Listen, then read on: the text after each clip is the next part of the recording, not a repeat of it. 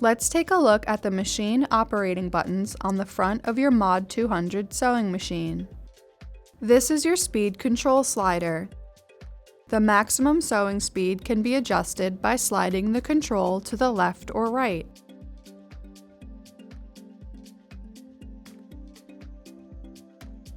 Press the needle up-down button to bring the needle up or down. The auto lock button will sew a locking stitch immediately. Then the machine will automatically stop. When using the reverse button, the machine will sew in reverse as long as this button is pressed. Release the button to sew forward. When decorative stitches are selected and you press the reverse button, the machine will immediately sew a locking stitch and automatically stop. Press the Start-Stop button to sew without the foot pedal.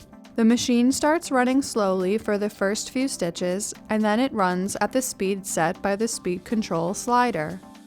If you hold down the button, the machine will sew slowly until it is released. This button cannot be used when the foot control is connected to the machine.